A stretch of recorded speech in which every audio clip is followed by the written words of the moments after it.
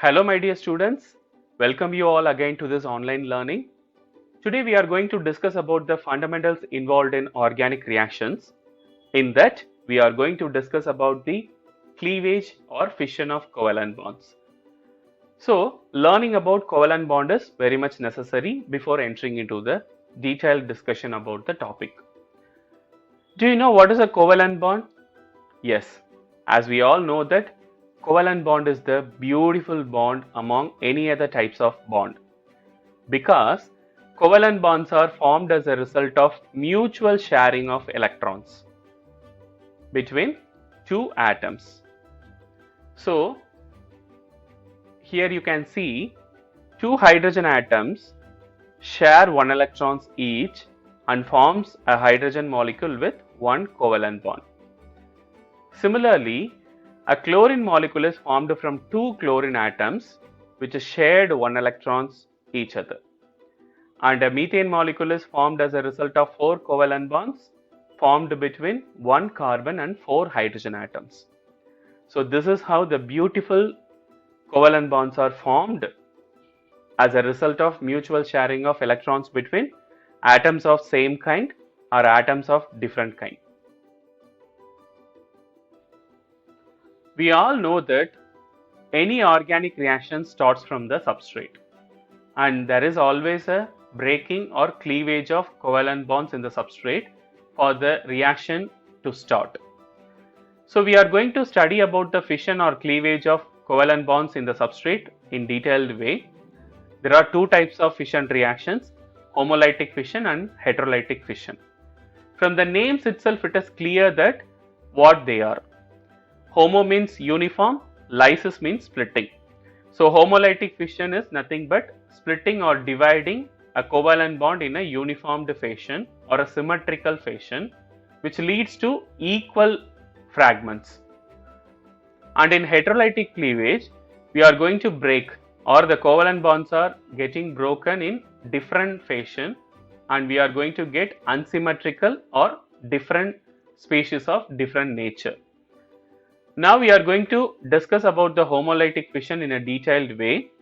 Homolytic fission is also known as symmetrical fission or symmetrical cleavage since the bond cleavage, the covalent bond cleavage takes place in a symmetrical fashion. So consider the covalent bond existing between hydrogen atoms of a hydrogen molecule. So we know that covalent bonds are formed as a result of mutual sharing of electrons. Now what happens is in homolytic fission the covalent bond is broken uniformly and each electron is now with each hydrogen atoms. That is each hydrogen atoms takes up one electron each forming a species with unpaired electron. The species with unpaired electron is called free radical.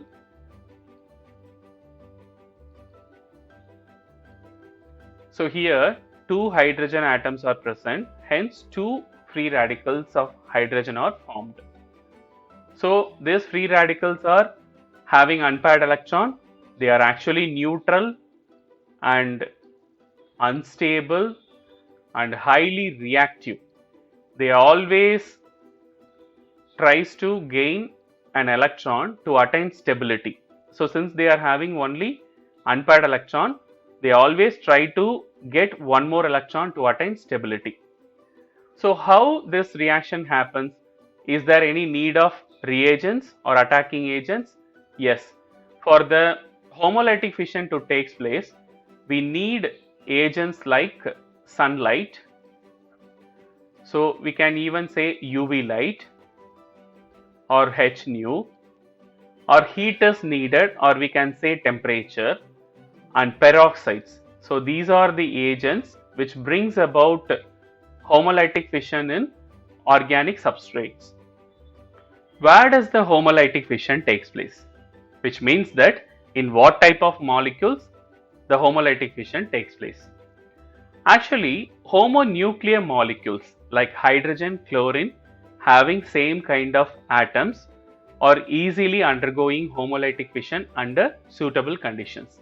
Similarly, non-polar covalent bond containing organic molecules, because the electronegativity difference between atoms should be low, then only homolytic fission is possible. If the electronegativity difference between the atoms are higher, then it will undergo heterolytic fission. So, for the homolytic fission to take place, the molecules should be homonuclear, or the molecule should have atoms containing least electronegativity difference. Okay. So now under suitable conditions, these molecules undergo homolytic fission, and some molecules are there which initiates or which promotes homolytic cleavage in reagents are called free radical initiators. So free radical initiators are the one which brings about homolytic cleavage in the reagents. For example, AIBN, azobis isobutyronitrile. So this is an organic molecule which undergoes homolytic fission to produce isobutyronitrile free radicals, which acts as initiator in the organic reactions. The structure of AIBN is like this.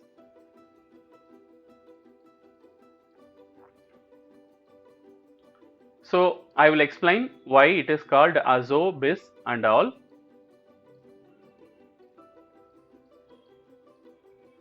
So azo means N double bond N containing group. So here is a group called azo group. So this is azo group. And isobutyronitrile. So this is the isobutyronitrile group. And why this bis 2 times? So here isobutyronitrile group is present 2 times. So hence it is called azo bis isobutyronitrile. And these group under suitable conditions, for example, on supplying light or heat, it produces free radicals.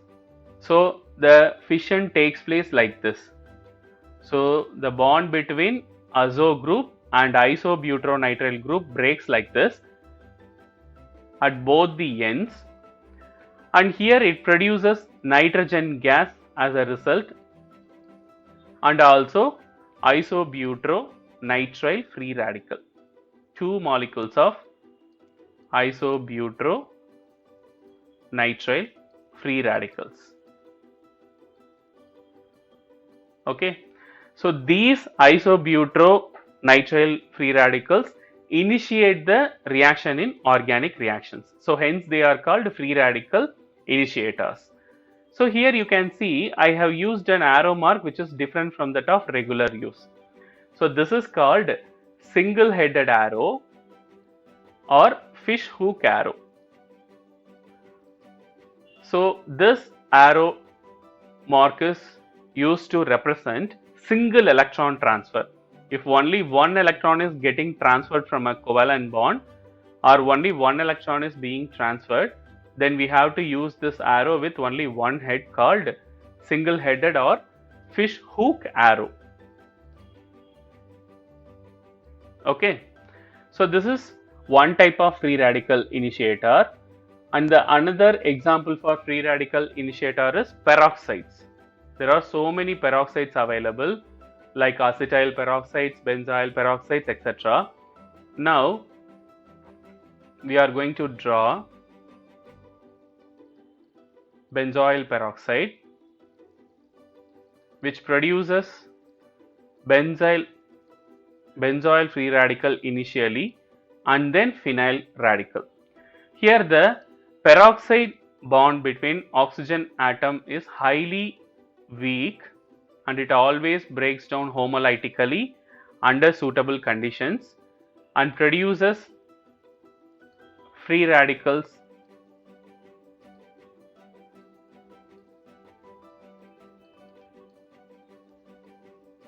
like this, 2 number of free radicals, and the bond between benzene molecule and C double bond O group will get homolytically cleaved and the one more electron present here, these two combine to form carbon dioxide molecule and phenyl free radical.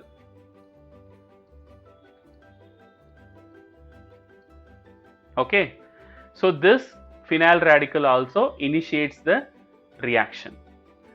So these are the substances which brings about the homolytic cleavage in organic reagents, and they initiates the reaction.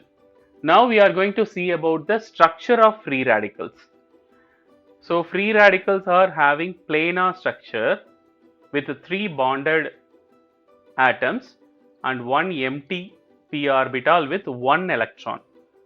So not actually empty p orbital with empty.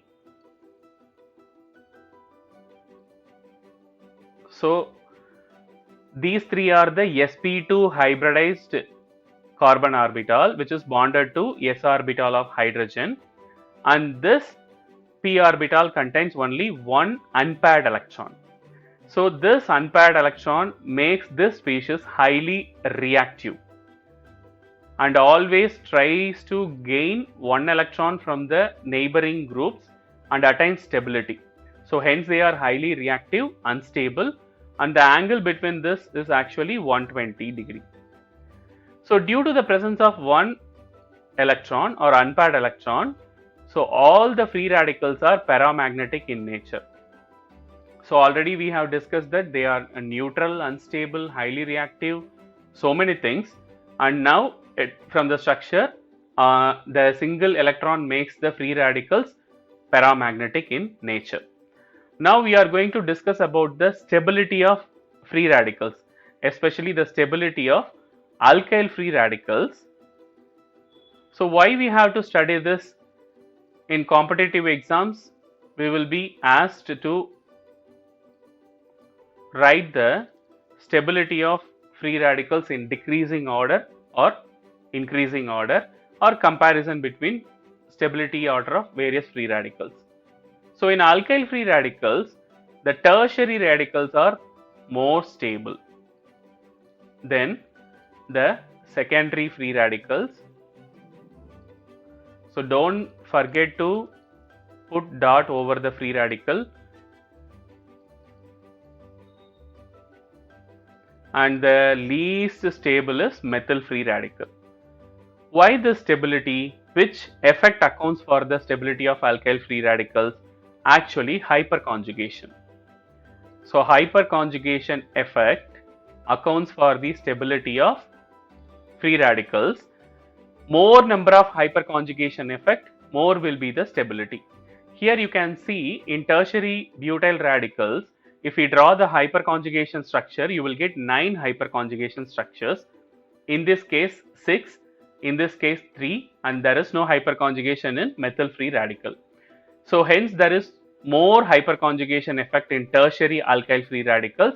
Tertiary alkyl free radicals are more stable, and then the secondary free radicals, and then the primary, the last and the least one is methyl free radicals.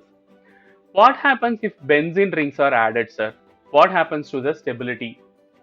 For example, if benzene moiety is present, then the stability gets increased. If benzene molecule are getting reduced, it will produce least stable molecules. Then comes our tertiary, secondary, primary and methyl, then last one is vinyl. So among this is the stability order, not last one is vinyl.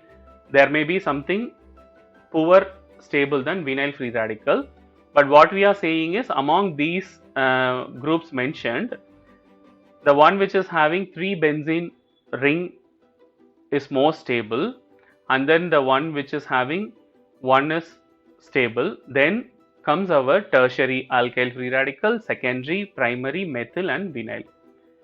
So we know that the tertiary, primary, secondary are all stabilized by hyperconjugation. We have seen now. But is there any special effect in the benzene substituted free radicals other than hyperconjugation? No, not other than hyperconjugation. There is no hyperconjugation in benzene attached to free radicals. So they are actually stabilized by resonance effect or resonance. Okay. So alkyl free radicals are stabilized by hyperconjugation. More the hyperconjugation effect, more will be the stability. Similarly, more will be the resonance effect in the benzene substituted free radicals, more will be the stability. Okay. So these questions will be asked in the competitive exams like NEET, even in JEE. So please be thorough with the concept and keep on watching the videos continuously and support. Thank you so much. Have a nice day.